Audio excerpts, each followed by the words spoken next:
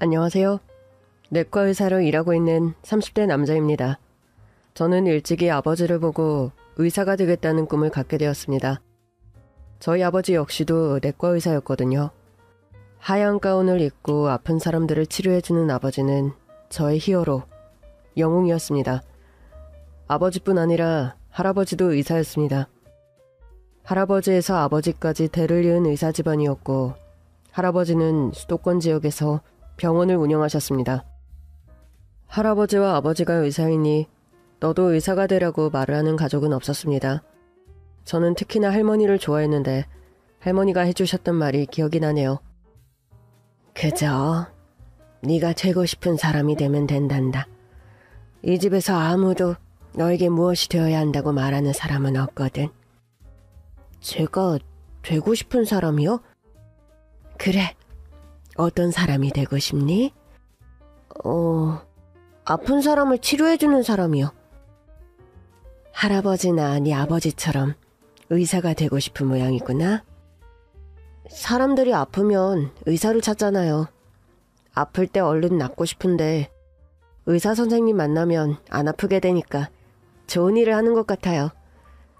그래, 아무래도 우리 상철이도 의사가 되려나 보다. 공부 열심히 해야겠네. 열심히 할게요, 할머니. 대를 이은 의사 집안, 물질적으로도 부유한 편이었고 가정환경도 좋았습니다.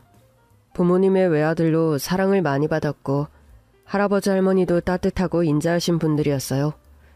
중고등학교 시절을 지나며 할아버지와 할머니가 차례로 세상을 떠나셨고 아버지께서 할아버지가 운영하던 병원의 원장이 되셨습니다.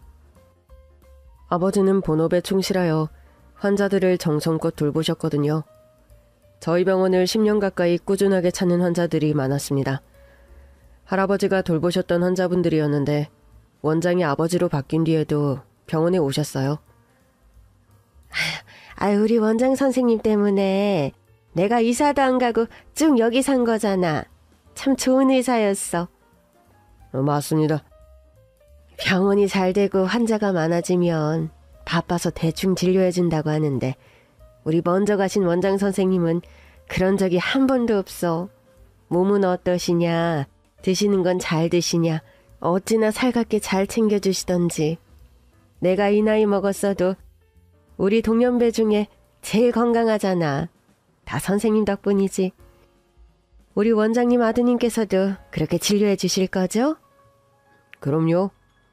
아버지 곁에서 오래 같이 진료를 받았었고 여기 오래 다니신 분들은 저도 다 압니다. 우리 원장님도 아들이 있으신가? 예, 아들 하나 있습니다. 아이고야, 그러면 그 아드님도 의사한다고 하겠네, 그려.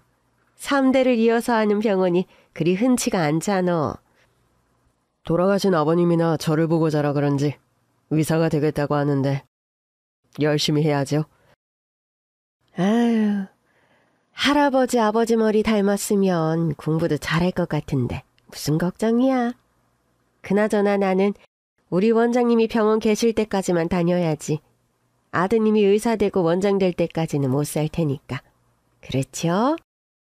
할머님, 오래오래 건강하게 사셔야죠. 그래? 우리 원장님이 진료 꼼꼼하게 해주고 치료 잘해주면 또 모르지. 내가 우리 원장님 아드님 의사 될 때까지도 살아있을는지. 안 그래요? 우리 할머님, 제가 꼼꼼하게 봐드려야죠. 건강은 기본이고 회춘하신다는 소리 들으시게. 이 나이에 회춘해도 뭐 얼마나 젊어 보이겠어. 그래도 회춘했다는 소리 들으면 기분은 좋겠네. 아버지는 할아버지처럼 덕망 있는 의사, 신뢰받는 의사였습니다. 기본적으로는 본업에 충실하여 병원 일을 열심히 했지만 주말 중 하루 또 가끔 쉬는 날도 허투루 보내지 않으셨어요. 고등학교 때 아버지를 따라가겠다고 나섰는데 아버지가 향한 곳은 영등포에 있는 한 노숙자 쉼터였습니다. 서울역 그리고 영등포 근처에 노숙자분들이 많았거든요. 영등포에 있는 한 교회에서 하루 한 끼 노숙자들을 위해 무료 점심 배식을 한다고 하더라고요. 토요일 점심 전에 그곳에 도착을 했는데 여름날이라 그런지 입구에서부터 태어나 한 번도 맡아본 적 없는 냄새가 코를 찔렀습니다. 아버지, 여기 왜 온 거예요? 냄새가 너무 지독해서 속이 안 좋아지려고 해요. 아버지가 5년 넘게 쭉 오던 곳이야.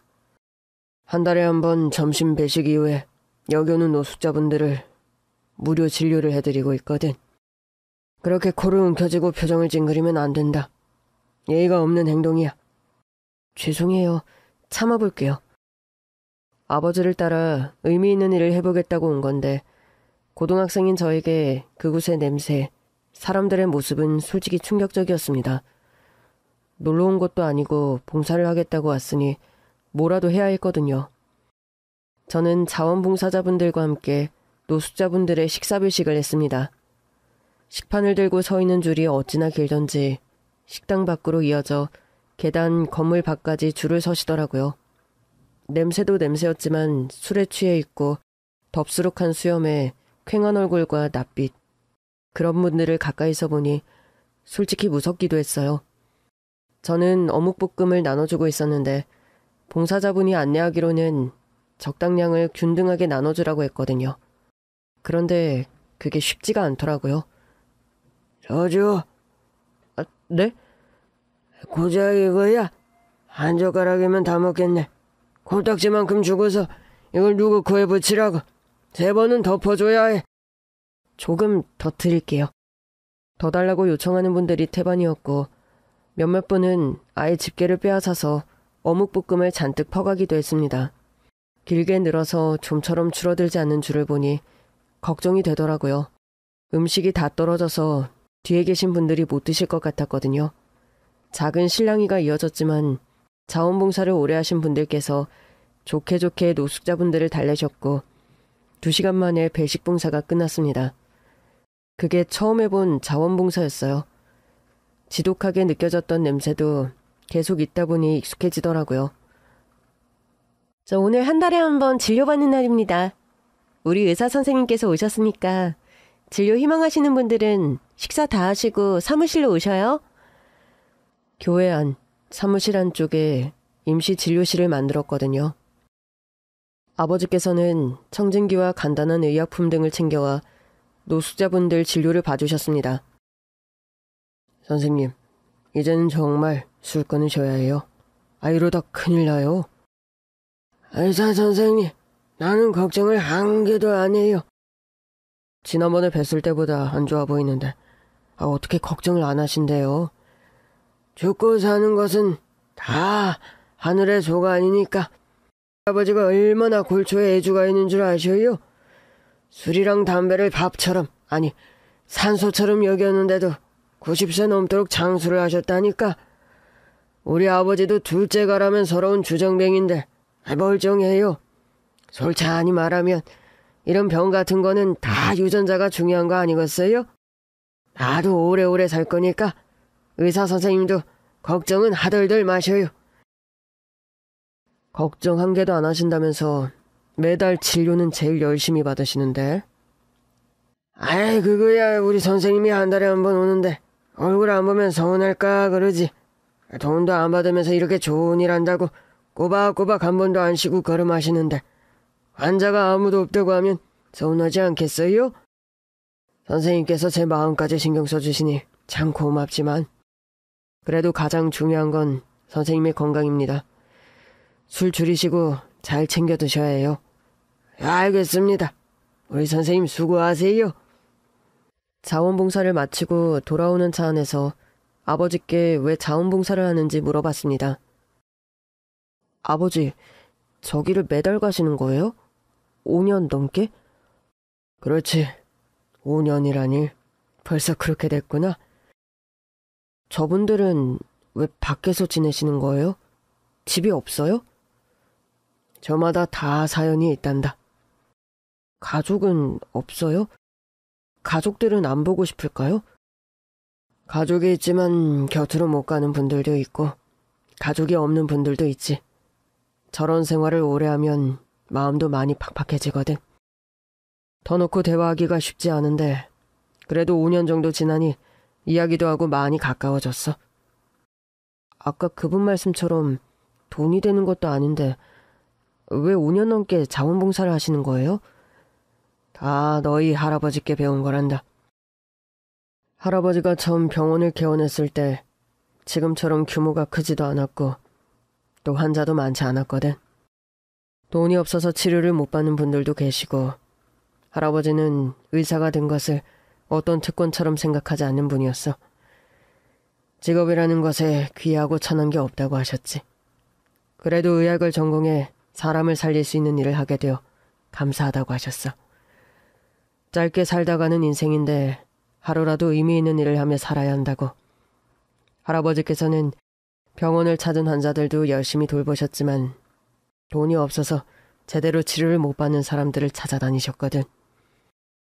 그런 할아버지를 보며 자랐고 나 역시도 의사가 되었으니 나를 필요로 하는 곳을 찾아보자고 생각을 하게 된 거지. 사람이 살아가는 데에 있어 먹고 사는 게 전부가 아닌 거란다. 솔직하게 아버지 말씀이 지금은 이해가 가지를 않아요. 하지만 저도 의사가 되고 또 어른이 되면 언젠가 아버지 말씀을 온전히 이해할 날이 오겠죠? 그럼 넌 아직 고등학생이잖니? 목표를 위해 열심히 달려야 할 때지. 지금 너의 목표는 의사가 되는 거니? 네, 지금은 그래요. 그 목표를 이루면 어떨까? 엄청 기쁠 것 같은데요? 기쁘지. 나도 의사가 목표였고 의사라는 꿈을 이뤘을 때 정말 기뻤거든. 의대에 가서도 열심히 공부해서 실력 있는 의사가 되겠다는 목표를 바라보며 살았어. 또 몇 년이 지나 모든 과정을 수료하고 의사가 되어서는 열심히 환자들을 돌봤지. 그 자체로도 기쁨이었지만 목표를 다 이루고 나니 마음에 빈자리, 빈틈이 생기는 것 같더구나. 평생 바라보았던 목표를 이루고 기쁨을 누리고 그 다음에는 허전한 마음도 들고 이제는 무엇을 바라보며 살아야 하나 하는 생각도 들고 그때 할아버지께서 아픈 사람들을 찾아다니셨던 게 생각이 났고 직접 해보니 왜 할아버지께서 그렇게 시간을 내어 열심히 다니셨는지 이해가 되더구나. 머리로 아는 거 말로 들었을 때와는 전혀 다른 거였지. 언젠가 너도 경험을 통해 가슴으로 느끼게 되는 날이 있을 거다. 그날 자원봉사를 다녀온 것, 또 차 안에서 아버지와 나눴던 대화를 마음 깊이 새겼습니다. 좋은 의사가 되어 아버지가 말씀하신 것을 나도 삶에서 실천하고 또 충만하게 느끼며 살겠다고 다짐했어요. 당장의 목표는 의대 합격이었습니다. 의사라는 꿈을 이루기 위한 가장 첫 번째 단계였으니까요. 열심히 공부를 했지만 성적 받기가 쉽지는 않더라고요. 첫 수능에서 긴장을 한 탓인지 미끄러졌거든요. 사실 첫 번째 언어 영역 시험을 마치자마자 재수를 해야겠다는 생각이 바로 들더라고요. 그래도 경험이 중요하다고 생각해서 끝까지 모든 영역의 시험을 봤습니다. 어둑해진 저녁 시험장을 나왔는데 아버지 엄마가 기다리고 계시더라고요. 고생 많았다 상철아. 추운데 밖에서 기다리고 계셨어요? 배고프지? 식당 예약해놨으니 가서 저녁 먹자. 첫 교시부터 망친 시험이어서 얼굴을 들 수가 없더라고요. 아버지 어머니가 예약해둔 식당에서 식사를 하는데 밥이 잘 넘어가지를 않았어요. 그래서 솔직하게 말씀을 드렸습니다. 저 시험을 잘 못 본 것 같아요. 첫 교시 딱 끝났는데 올해는 틀렸다고 생각이 들더라고요. 고3 기간 내내 많이 신경 써주시고 격려해 주셨는데 실망시켜드려서 죄송합니다. 그랬구나. 긴장해서 그럴 수도 있지. 그럼 앞으로 어떻게 하고 싶니? 다시 공부하려고요. 재수를 하겠다고? 그래도 점수랑 등급 나오면 어느 대학에 갈 수 있는지 확인은 해봐야지. 대학에 갈 수 있을지도 모르잖아. 아니에요. 제 자신은 제가 잘 알아요. 모의고사 때보다 시험을 못 봤고 지금 제 점수로 의대는 어림도 없어요. 저 마음 다 잡고 1년 더 공부하고 싶은데 그래도 될까요? 고등학교 올라가자마자 3년 내내 고생했는데 특히나 고3 때는 더 힘들었잖아. 그 고생을 1년 또 어떻게 하려고 그래 아들. 상철이 생각이 제일 중요하지. 이미 마음을 먹은 것 같은데 상철이 뜻대로 해야지. 상철이도 상철이지만 당신도 수험생 엄마를 1년 더 하게 되었네. 애가 제일 고생이지. 나야 뭐. 시험 보면서부터 이미 결정을 했나 보구나. 조금의 망설임도 없이 말하는 걸 보니. 내일도 아니고 시험이 바로 오늘 끝났는데. 그러게나 말이에요. 상철아, 그래도 일주일 정도는 좀 쉬어도 돼. 뭘 다시 하더라도 재충전하는 시간은 필요하잖니. 여보, 우리 상철이 다시 공부하기 전에 여행이라도 다녀올까요? 그래도 좋지. 상철이 어디 가고 싶은 곳 있니? 아니에요, 아버지, 어머니. 저 딱 3일만 쉬고 공부 다시 시작할게요. 3일 동안 그냥 아무것도 안 하고 아무 생각도 안 하고 정말 쉬고 싶어요. 얘가 누굴 닮아서 이렇게 독한지. 아휴, 저 고집을 누가 말려요. 안 그래요? 그래도 저 녀석 어릴 때부터 마음먹은 것은 끈덕지게 매달리고 반드시 해냈잖아. 집념이 있다는 건 좋은 거지. 우리는 그냥 곁을 지킬 뿐이야. 한 번에 합격 못한 게 자존심 상하고 또 뒷바라지를 해주신 부모님께 죄스러운 마음이었습니다. 그로부터 딱 3일을 쉬었어요. 특별한 걸 한 건 아니고 그동안 부족했던 잠을 몰아자고 또 만화책도 보고 산책도 하고 평범하게 보냈어요. 3일 뒤 다시 수험생 모드로 열심히 공부를 했습니다. 한 번 실패는 했지만 실패의 경험도 중요하더라고요. 스스로 부족한 부분과 나에게 잘 맞는 공부 방법을 아는 게 합격의 성패를 가른다고 생각했거든요. 이래서 소크라테스가 너 자신을 알라 라는 말을 한 걸까요? 너 자신을 알라. 명언을 곱씹어보며 나 자신을 안다는 게 무슨 말일까를 한참 고민했고 제 나름 내린 결론은 스스로의 부족함과 무지함을 알라는 것이었습니다. 할아버지도 아버지도 의사였으니 당연히 나도 의사가 될 거라는 생각. 또 할아버지와 아버지의 핏줄이니 나도 그 머리를 닮았다는 자만. 머리 좋은 걸 믿고 요령을 피우지 않았는지 냉철하게 스스로를 돌아보았고 내린 결론은 아직 한참 부족하고 무지하다는 거였습니다. 내가 나를 잘한다고 생각했지만 사실은 아니었더라고요. 나태해지려는 순간 또 자만심이 고개를 들려하는 순간에 너 자신을 알라라는 말을 떠올렸고 마음의 중심을 잃지 않으려 노력했습니다. 그리고 그해 다시 본 수능에서 저는 의대에 합격할 점수를 받았고 서울에 있는 의대에 진학을 하게 되었습니다.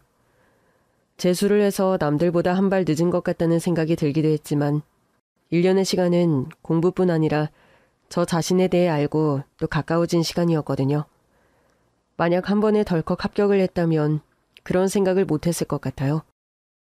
의대 합격을 당연한 것인 것처럼 여기며 거만해졌을지도 모르겠네요. 실패를 통해서도 배울 게 있다는 것, 실패한 경험 또한 값지다는 것을 그때 깨달았습니다. 이 깨달음 덕분에 의대에서 초심을 잃지 않고 열심히 공부했고 공부에 매진을 하다 보니 어느덧 20대 중반이 지났습니다. 공복무를 공중보건의로 하려고 일찍 마음을 먹었거든요. 의사면허를 딴 뒤에 인턴 레지던트 수련까지 다 마치고 공중보건의사로 군복무를 할지 아니면 정말 군대에 가서 군의관으로 복무를 할지 고민을 했는데 복무 문제를 해결하고 나중에 전문의 시험에 집중을 하는 게 낫겠다는 생각이 들더라고요. 입학하자마자 졸업까지 논스톱으로 공부를 한 뒤 의사면허를 취득했고 인턴과 레지던트를 마친 뒤 공중보건의로 복무를 하게 되었어요. 제가 배정을 받은 곳은 배를 타고 3시간을 들어가야 하는 섬이었습니다. 살던 곳, 도시와 멀기는 하지만 근무 시간 외에는 시간 활용이나 자유시간이 많았습니다. 도시에서만 살았기에 섬에서 잘 살 수 있을까 걱정을 했는데 섬에서의 시간은 평화로웠습니다. 복잡함과 번잡함에서 벗어나 쉴 수 있는 곳이었어요. 섬에는 노인분들이 많았고 주민수가 그렇게 많지 않았거든요. 그곳에 계신 어르신들은 공중보건의사로 근무하게 된 저를 손주처럼 대해주셨습니다.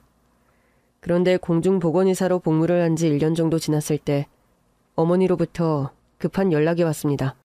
아유, 상철아, 큰일 났어. 아버지께서... 어머니, 무슨 일이에요? 토요일 오후 시간이었어요. 제 생각이 틀리지 않았다면 한 달에 한 번 아버지께서 노숙자분들 무료 진료를 가는 날이었죠. 갑작스럽게 사고를 당한 아버지가 병원에서 수술을 받고 있다는 연락이었습니다. 사정을 말씀드린 뒤 아버지가 계신 병원으로 가려고 했는데 섬에서 나가는 게 쉽지 않았어요.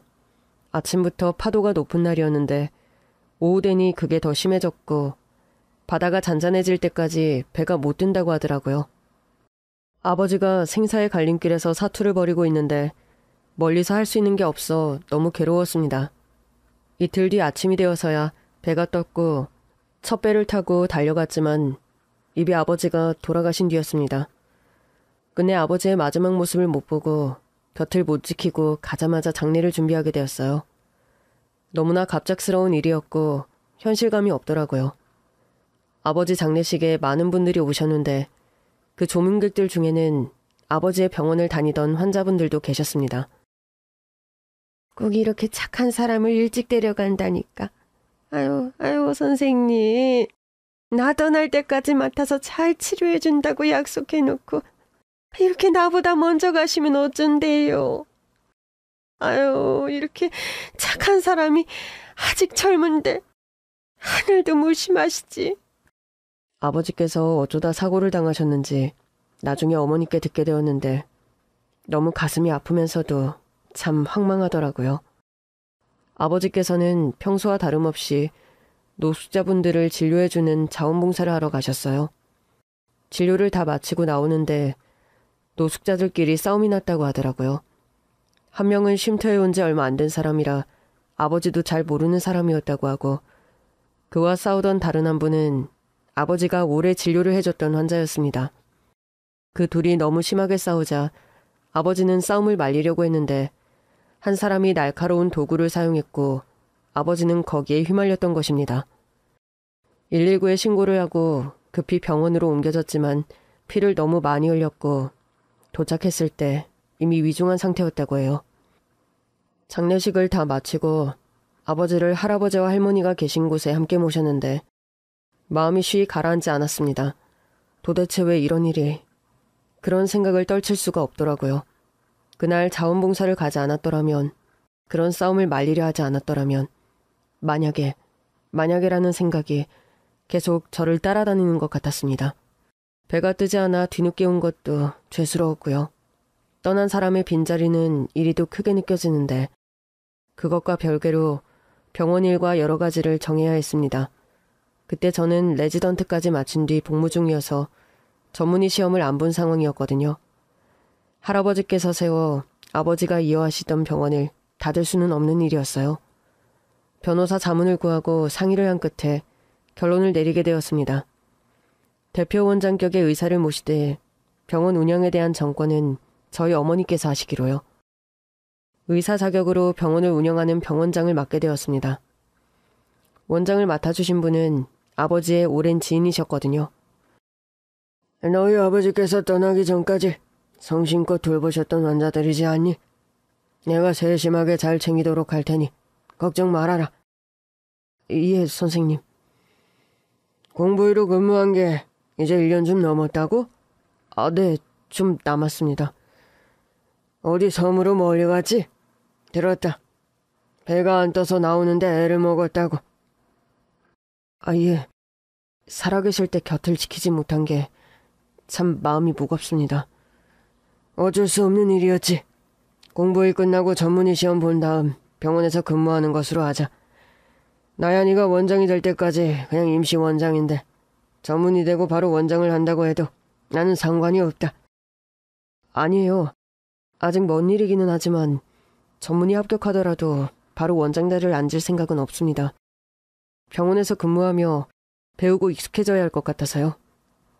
그래도 이런 든든한 아들이 있으니 걱정이 없구나.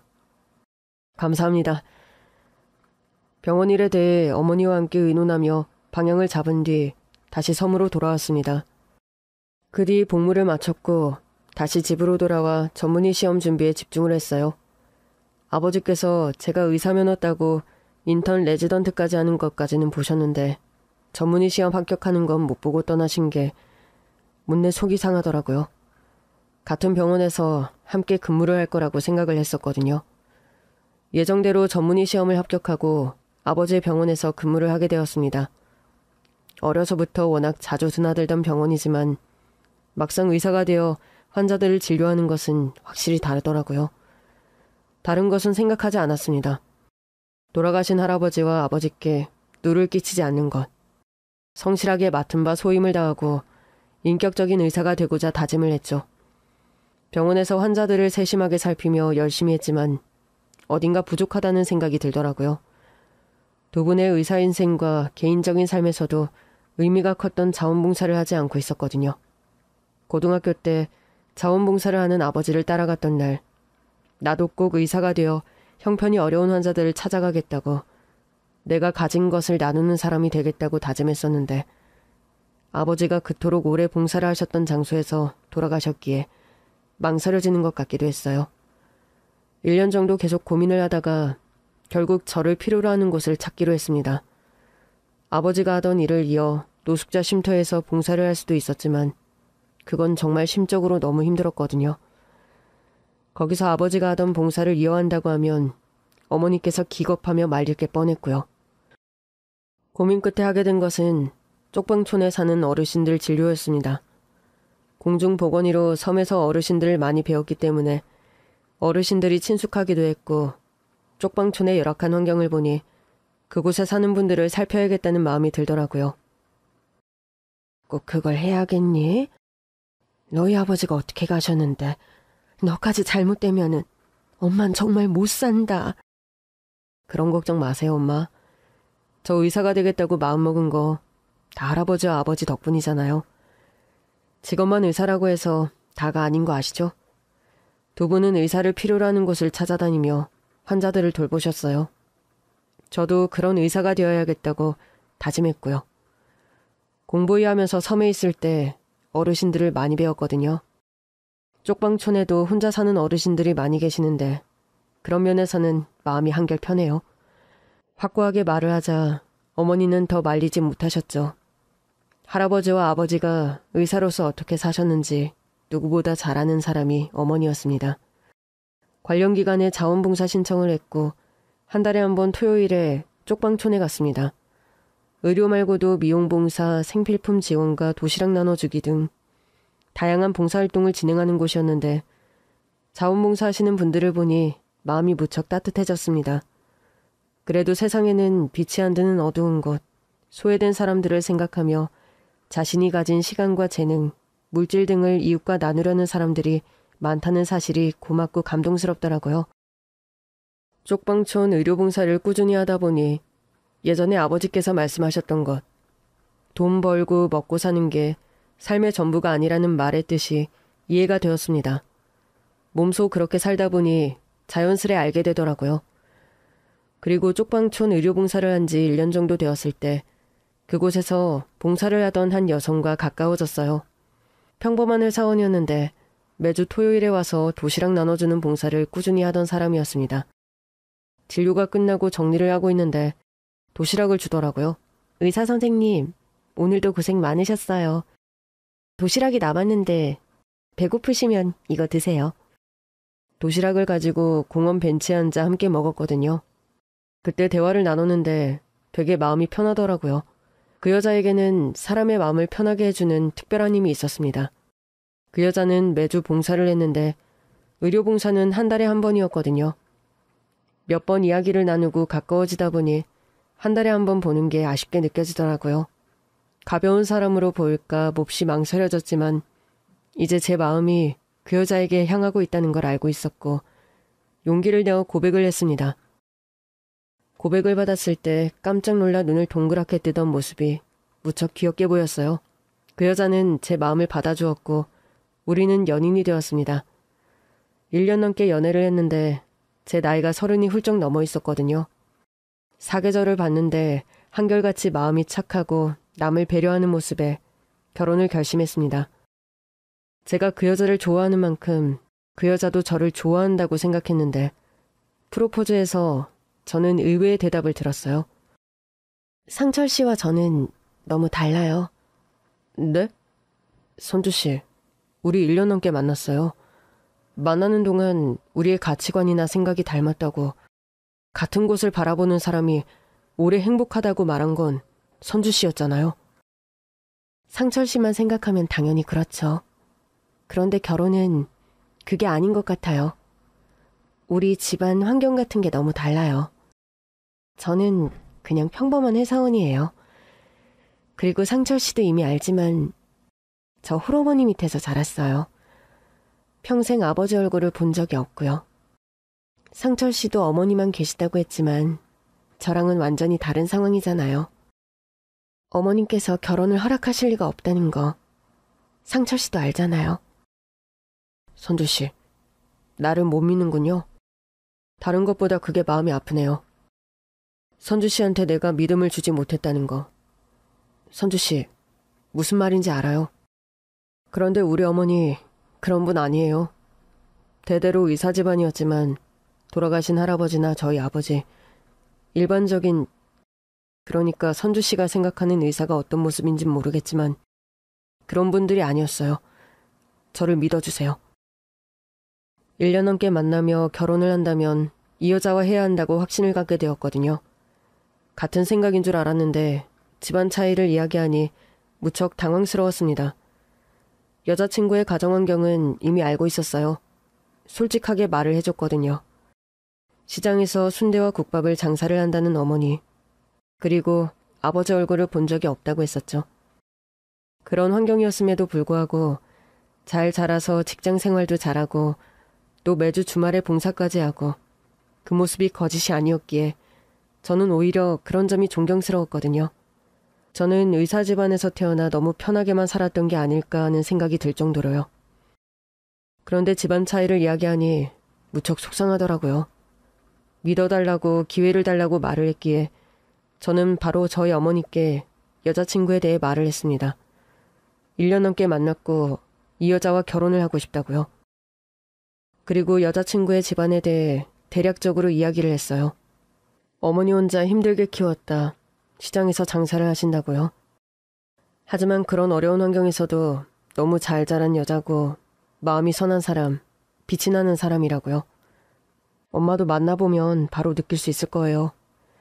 사람 마음을 따뜻하고 편하게 해주는 특별한 힘이 있는 여자예요. 저 선주 많이 사랑해요. 선주 말고 다른 사람이랑 결혼한다는 건 상상이 안 되네요. 어머니는 묵묵히 듣다가 한마디를 하셨습니다. 그래, 언제 네가 하겠다는 거 네 아버지나 내가 말린 적 있니? 말린다고 안 할 것도 아니고 신중하고 깊게 생각한 거 맞지? 그렇게 생각하고 결정한 일에 대해서는 후회를 잘 안 하는 편이잖니.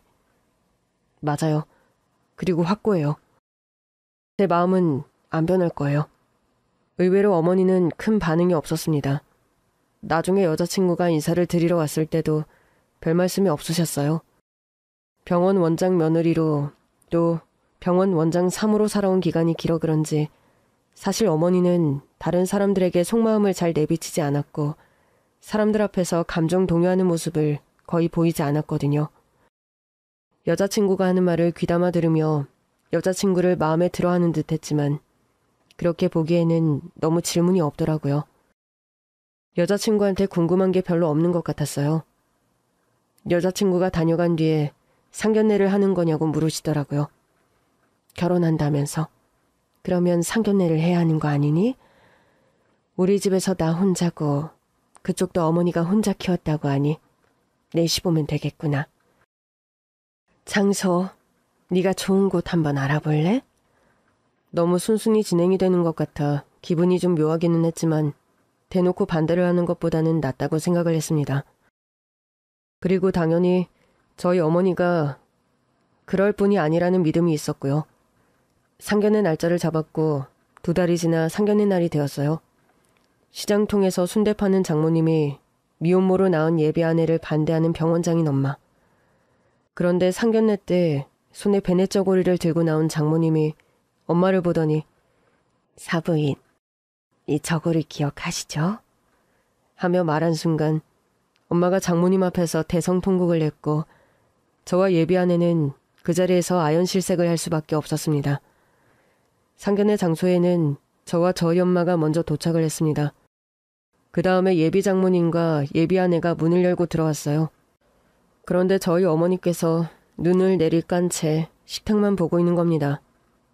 예비 장모님이 인사를 할 때도 인사를 하는 둥 마는 둥 받는 둥 마는 둥 하셨죠. 저는 무척 당황스러웠어요. 엄마, 뭐 하시는 거예요? 왜 그러세요? 저희 엄마는 제 손을 뿌리치시더니 고개를 똑바로 들고 예비 장모님과 예비 아내에게 말을 했습니다. 저 사실 이 결혼 찬성 안 합니다. 이 결혼을 시킬 수가 없어요. 내 아들 고집이 어떤지 내가 잘 압니다. 이렇게 만나기 전 아들에게 따로 말해봤자 더 고집만 세게 부릴 거고 상황이 안 좋아지는 게 뻔히 보였어요. 괜한 희망을 주며 괴롭게 하느니 그냥 모두 모인 자리에서 확고하게 말하는 게 나을 것 같아서 그게 깔끔하게 정리를 하는 일인 것 같아 이렇게 나왔습니다. 냉정하다 생각하시겠지만 우리 상황도 이해를 해주시기 바랍니다. 들어보니 선주양이 집안이 차이가 난다며 청혼받고도 망설였다고 하던데 현실을 잘 아는 아가씨인 것 같네요. 우리 아들이 이렇게 속 없는 것 같이 보여도 대대로 의사인 집안에서 의사가 된 아이고 3대째 병원을 이어오고 있습니다. 어려서부터 공부만 하느라 또 의사가 된다는 목표를 딱 세우고 그에 맞게 사느라고 아직 제대로 사람도 잘 안 만나봤습니다. 인턴 레지던트 하면서 남들은 그때 연애도 다 한다고 하던데 우리 아들은 그러지 않았어요. 공중보건이 군복무도 노인들만 있는 시골 섬에서 했고 그 기간 중 저희 남편이 세상을 떠났습니다. 몇 년간 참 마음의 여유도 없이 살았네요.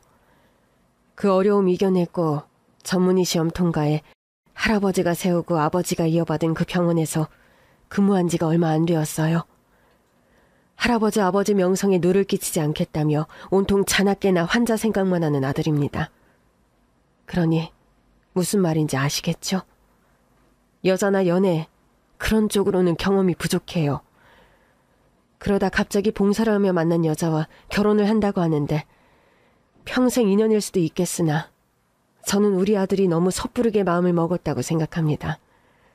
시간을 좀 더 갖고 찬찬히 생각해야 하고 또 여러 사람도 만나볼 필요가 있다고 생각합니다. 이 자리에서 이런 말씀을 드리게 되어 죄송합니다.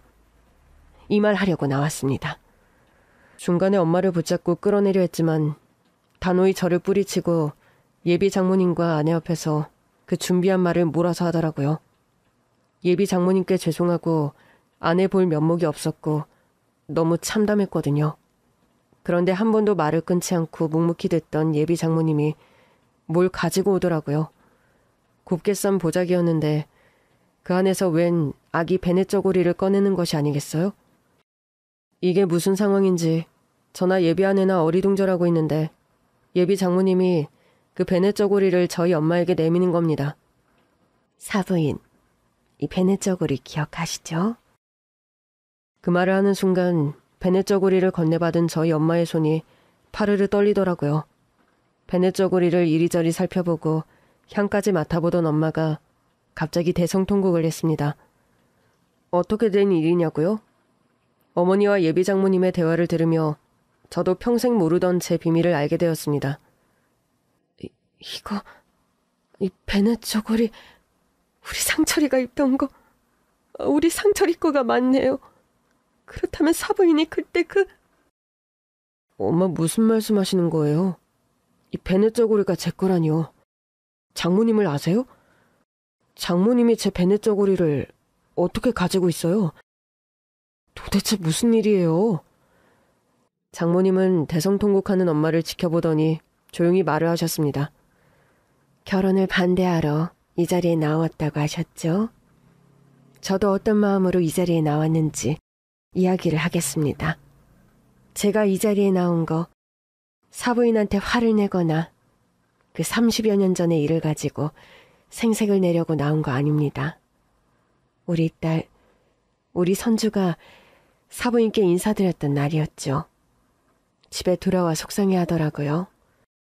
상철군을 많이 사랑하지만 아무래도 결혼은 안 될 것 같다고요. 사부인께서 친절하게 대해주셨지만 사실상으로는 자기를 마음에 안 들어하는 것 같다고, 그게 느껴졌다고 하더라고요. 역시나 안 될 결혼이었다고 속상해했습니다. 그래서 내가 어떤 집안인지 자세히 물어봤어요. 병원 이름, 그리고 대를 이어 3대째 의사인 집안이라고 하니 네, 퍼뜩 그 오래전 우리의 인연이 떠오릅디다. 틀림없는 거잖아요. 우리가 이렇게 오래 못 보게 된 것도 상철군 할아버님께서 우리 동네 작은 병원에 계시다가 저 서울 근처로 올라가 개원을 한다고 사부인 댁 온 식구가 멀리 떠나게 되었다며 일이 소원해진 거였으니까요. 그래, 그때 데리고 있던 아기 이름이 상철이었지. 그 갓난쟁이가 자라 그 집안에서 의사가 되었구나. 그때 알았어요. 아기였던 상철이의 베네저고리가 나한테 있었습니다. 난 우리 예전에 살던 그곳을 한 번도 안 떠났거든요. 이 자리에 베네저고리를 챙겨오게 될 줄은 몰랐습니다. 그렇게 애들끼리 인연이 될 거라고는 나조차도 상상 못했으니까요. 사부인이 그런 마음으로 나오셨다는 거 알겠습니다만 저도 제가 왜 여기 나왔는지 말하겠습니다. 앞서 말한 것처럼 제가 생색을 내거나 화내려고 나온 것이 아니에요. 난 그 뒤로 재혼 한 번 안 하고 쭉 혼자였지만 그래도 순대 썰고 국밥 말아 키우며 우리 손주 잘 키웠어요. 대학도 나오고 어엿한 사회인으로 잘 키웠단 말입니다. 없는 형편에도 우리 딸한테 좋은 거 입히고 좋은 거 먹이고 열심히 일하며 살았어요. 우리 손주 착한 아이입니다. 상철군과 만난 것도 둘이 쪽방촌에서 봉사를 하다가 만났다고 하는데 세상 누구나 그렇게 소외되고 힘든 사람들을 살피고 돌보는 것은 아니잖아요. 내가 그렇게 하라고 한 것도 아닙니다. 그저 어릴 때 시골에서 그 시장터에서 어르신들 많이 봤던 거, 혼자 사시는 노인분들 쓸쓸히 지내시다가 가시는 거, 그걸 보고 자란 아이가 커서 서울 가서도 주말에 시간을 쪼개 스스로 그 봉사를 하는 착한 아이예요. 대대로 의사인 집안과 차이가 많이 납니까? 우리 집과 격이 맞지 않다 생각하시면 저와는 왕래를 안 해도 되니 우리 딸만은 예쁘게 봐주시면 안 되겠습니까? 평생 시장에서 순대 썰고 국밥 말아 키웠지만 그런 엄마를 한 번도 부끄럽게 생각 안 하고 바르게 자란 아이입니다. 사부인, 제가 면목이 없습니다. 제가 부끄럽습니다. 저희 엄마와 예비 장모님의 인연은 깊었습니다. 그리고 그 과거의 인연에 대해 듣게 되었는데 충격적인 것은 제가 돌아가신 우리 아버지의 친아들이 아니었다는 사실입니다. 미안하다, 상철아. 미안해. 하지만 너희 아버지도 할아버지, 할머니도 네가 너무 어릴 때였기 때문에 굳이 말을 하지 않아도 된다고 했어. 친손주, 친아들로 생각하셨기 때문이야. 예비 장모님이 가져온 베네저고리는 제가 아기 때 입은 것이 맞았습니다. 장모님은 오래전부터 시장에서 순대와 국밥 장사를 하셨다고 해요. 미혼모로 장사를 하며 홀로 아이를 키우던 장모님은 어느 날 갓난아기를 얻고서 순대 한 접시를 시켜 허겁지겁 먹는 애기 엄마를 봤다고 합니다. 그때 그 여자 등에 엎여있는 아기가 저였다고요. 등에 엎여있는 아기를 보니 한눈에 봐도 우리 선주랑 비슷한 계월수인 거야. 몇 개월 차이가 나지 않아 보였어. 며칠을 굶은 건지 정신없이 순대를 먹는 아기 엄마를 보니 마음이 딱해서 조용히 국밥 한 그릇을 말아 건넸었지. 감사하다고 말하면서 국밥을 먹었어. 가만히 지켜보는데 그냥 나랑 처지가 비슷하다는 생각이 들어서 친근감에 말을 건넸더니 정말 상황이 꼭 같아서 깜짝 놀랐었지. 저희 엄마도 장모님처럼 미혼모로 혼자 아이를 낳았던 것입니다. 엄마한테 듣기로는 외할머니 외할아버지는 일찍 돌아가셨고 한 남자를 만나 임신을 하게 되었는데 제가 세상에 나올 때쯤 그 남자가 도망을 가버렸다고 해요. 엄마는 저를 낳은 뒤 어떻게든 살아보려고 그래도 생명인데 살려야 한다고 같이 살아보겠다고 결심을 했다고 합니다. 그러나 현실은 쉽지 않았죠. 갓난쟁이를 데리고 일을 할 수도 없고 거의 국어를 하다시피 하는 상황이었다고요. 그렇게 떠돌다가 너무 배가 고파 있는 돈을 다 털어 순대 한 접시를 사 먹었는데 그 순대를 팔던 분이 장모님이었습니다. 그때 먹었던 순대가 지금까지도 태어나 먹은 순대 중에 제일 맛있는 순대였지. 그냥 지나칠 법도 한데 사부인께서는 처지가 같은 나를 알아보신 거였어. 국밥 한 그릇을 말아주고 혼자 아이를 키우느냐고 묻길래 그렇다 했더니 똑같다고 말을 하는 거야. 딸을 키운다고. 가게 안쪽 방에 있는 아기를 봤더니 상철이 너랑 비슷해 보이는 개월수의 아기였어. 밥을 다 먹고서는 이제 가려고 하는데 사부인께서 따뜻하게 말씀을 하셨지. 배고프거든 언제든 와서 밥을 먹고 가라고 말이야. 그렇게 저희 엄마는 사부인이 베푼 온정에 기대어 지냈다고 합니다. 몸이 어느 정도 회복된 어머니가 일을 구했는데 그게 가정부 일이었습니다. 그 동네 병원에서 일하는 의사의 집에서 가정부로 일을 하게 된 거였죠. 처음엔 아기를 얻고 일을 다녔다고 합니다. 그 의사 사모님, 그러니까 저희 친할머니는 갓난아기를 데리고 살아보겠다고 열심히 일하는 저희 엄마를 딱하고 안쓰럽게 보셨다고 해요. 어린 아기인 저를 얻고 일을 다니는 것을 안쓰럽게 본 사람이 또 있었는데 그게 바로 엄마에게 국밥을 내어주던 장모님이었습니다. 가까이 지내며 마음으로 의지를 하던 사이였기에 장모님은 일을 갈 때 저를 돌봐줄 테니 편하게 일을 하러 다녀오라고 하셨답니다. 그러니까 상철군과 우리 선주는 아주 아기 때 같이 있었던 거야. 국밥집 가게 안쪽 방에 둘을 두고 내가 수시로 드나들며 둘이 잘 있나 보고 상철이 엄마가 가정부 일 마치고 가게로 오면 상철이를 데리고 가고 그랬었지. 그렇게 가정부 일을 하던 저희 엄마는 그 집에서 일한 지 1년이 지났을 때 주인집 아들과 사랑에 빠지게 되었습니다.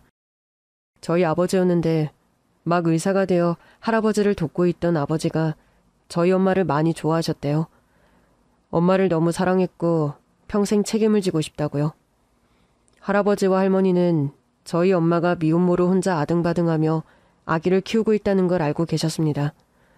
저희 아버지께서 아기도 함께 책임진다고 아들로 생각하고 키운다고 이야기를 했고 그렇게 엄마는 아버지와 결혼을 하게 된 것입니다. 마지막으로 본 게 그때였지? 내가 그 일하던지 그 집 아들에게 시집을 가게 되고 얼마 안 있다가 시아버님이 나가서 개원을 한다고 해서 그곳을 떠나게 됐잖아. 떠나기 전에 들러서 그랬지. 순대 좀 썰어달라고. 그걸 맛있게 먹고서는 이제 멀리 떠난다고 그랬었지. 어디서든 잘 살라고, 행복하라고. 그때 사부인이 아니었다면 가정부 일을 구하기도 전에 어떻게 되었을지도 모르는데 가진 게 하나 없지 상철이는 어리지. 상철이를 돌봐준 덕분에 내가 일을 다니며 그렇게 산 건데 그때 그 의사 선생님, 그러니까 상철이 할아버지께서는 실력 좋고 인품이 훌륭한 의사로 유명했지. 그런데 그 집에 시집을 간다는 소리를 듣고서 그 어린 상철이까지 데리고 들어간다는 소리를 듣고서 솔직한 마음으로는 깜짝 놀랐어. 그런 의사 집안에서 미혼모로 아이를 낳은 여자를 며느리로 받아들인다고? 대단하다. 의사라고 해서 다 같은 게 아니었구나. 정말로 상철이 아버지가 얼마나 사랑을 했으면 결혼을 하고 아이까지 키운다고 할까. 놀랐었다고. 아주 솔직한 마음으로는 아이, 나도 국밥집 때려치우고 어디 부잣집에 가정부로 일을 해볼까? 하는 생각까지 해봤으니까. 맞네, 맞아요. 그렇게 내 팔자라는 것이, 운명이라는 것이 그리 하루아침에 바뀌었는데. 사부인, 내가 미안해요. 미안합니다. 개구리 올챙이적 시절 까먹었다고. 순전히 나를 사랑해준 남편, 그리고 애까지 딸린 여자를 며느리로 받아주고 우리 상철이를 친손자처럼 키워준 우리 천사 같은 시부모님, 다 그 덕분에 내가 이제껏 그리 살았던 건데 내가 정말 정신이 나갔나 봐요. 의사 며느리로 의사 사모로 오래 살다 보니 마치 내가 원래 그런 집안의 사람인 것처럼 그 힘들었던 과거를 잊고 또 그때 손 내밀어 주었던 사람을 잊고 내가 너무 못났네요. 염치 없는 나를 용서해줘요. 장모님은 자리에서 일어나 저희 엄마를 꼭 안아주었습니다. 모든 걸 이해한다는 것처럼요. 그때 그리 힘들었는데 잘 살았으면 됐지. 마음 좋은 시부모님 만나고 아껴주는 남편 만나 한평생 행복하게 살았으면 됐지. 잘했네. 잘한 거야. 멀리 떠났지만 그래도 내가 일찍 찾았어야 했는데, 먼저 찾아왔어야 했는데. 그런데 정말 상철이랑 선주가 인연이 되어 이리 만날 거라고는 생각도 못했네요. 부끄럽지만 그때 그 은혜를 갚으라는 하늘의 뜻인가 싶기도 하고, 그런 인연을 까맣게 잊고 모진 말을 해서 내가 미안합니다. 제가 아버지의 친아들이 아니었다는 사실은 충격이었지만 나중에 생각해보니까 우리 할아버지 할머니, 아버지가 어떤 분들이신지 누구보다 잘 알기에 또 그때 그렇게 받아주신 게 어떤 건지 알겠더라고요. 우연히도 혈액형이 아버지와 같아 한 번도 의심한 적이 없었습니다. 엄마 말로는 아버지 집에서 살게 된 게 2살 때였다고 하는데 아무리 떠올려도 기억이 나지 않았거든요. 천생연분인 아버지를 만나 완전히 다른 삶을 살게 된 엄마. 그래도 사실을 말해야 하지 않냐고 했지만 할머니와 아버지까지 모두 반대를 했다고 해요. 남의 자식이라 생각하며 키운 적 없다면서요. 어머니가 그 가정부 일로 아버지를 만나기 전까지 순대와 국밥을 챙겨주던 장모님. 그분이 베푼 온정이 아니었다면 그 이후의 일도 없었을지도 모르죠. 제가 장모님의 국밥집 안쪽 방에 있었고 그때 베네저고리를 장모님이 가지고 있었던 것 같은데 그걸 돌려주지 못했다고 합니다. 그걸 오랜 세월 간직하신 것이 어떤 해안인지, 이렇게 저와 아내가 인연이 되려고 그랬던 것인지 다시 생각을 해도 신기할 뿐입니다. 저희는 결혼을 했고 저와 아내는 행복하게 살고 있습니다. 장모님은 그즘 가게를 정리하고 올라오셨어요. 저희 엄마가 장모님이 지내실 집을 얻어주셨습니다. 신혼집과 저희 엄마의 집, 그리고 장모님 집이 다 거기서 거기 근처거든요. 저희끼리도 잘 지내지만 시댁 처가 친정할 것 없이 다 같이 모여 시간을 보낼 때가 많은 것 같아요. 오래 돌고 돌아 자식들을 통해 이어진 인연. 장모님과 저희 엄마 2분이 오래 건강히 행복하게 지내셨으면 하는 바람입니다.